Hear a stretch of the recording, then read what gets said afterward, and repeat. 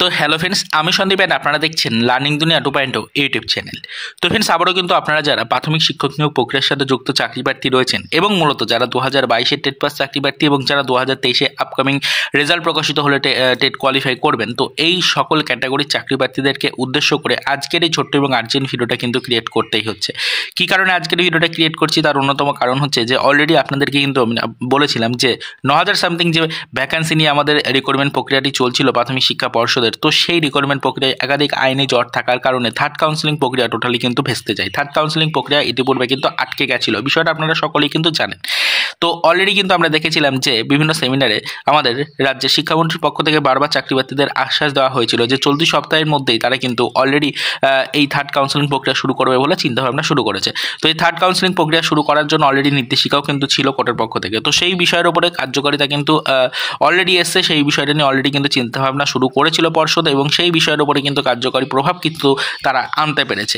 Already কিন্তু আমরা দেখতে পেরেছি যে নির্দিষ্ট যে সময়সীমা দেওয়া হয়েছিল সেই নির্দিষ্ট সময়সীমার মধ্যে কিন্তু থার্ড কাউন্সিলিং প্রক্রিয়া অলরেডি কমপ্লিট করে চাকরি প্রার্থীদের স্কুলে কিন্তু পাঠিয়ে দেওয়া হয়েছে। তো বুঝতেই পারছেন, তাহলে অলরেডি কিন্তু আমরা এই আগস্ট মাসেরই কিন্তু 21 এবং 22 তারিখে দেখলাম যে পর্ষদের পক্ষ থেকে কিন্তু চাকরি প্রার্থীদেরকে কিন্তু কাউন্সিলিং প্রক্রিয়া কমপ্লিট করানো হলো। অলরেডি নোটিফিকেশন জারি করা হয়েছিল, সেই নিয়ে ভিডিও কিন্তু আপলোড করেছিলাম আপনাদের জন্য।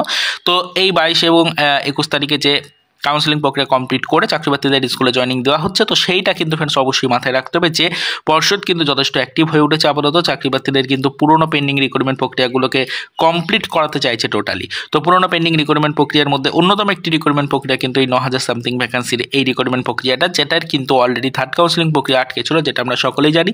সেই থার্ড কাউন্সিলিং প্রক্রিয়া অলরেডি 21 এবং 22 তারিখে কিন্তু কমপ্লিট হয়ে গেছে। এটা আপনাদের জন্য অত্যন্ত দুর্দান্ত একটি সুসংবাদ। পরবর্তীতে কিন্তু ফ্রেন্ডস আপনাদের এই রিক্রুটমেন্ট প্রক্রিয়া অর্থাৎ 2022-এর টেট পাস চাকরি প্রার্থী এবং 2023-এর আপকামিং টেট পাস চাকরি প্রার্থীদের ইন্টারভিউ নোটিফিকেশন প্রকাশে তাহলে কিন্তু আর কোনো ধরনের বাধা থাকছে না।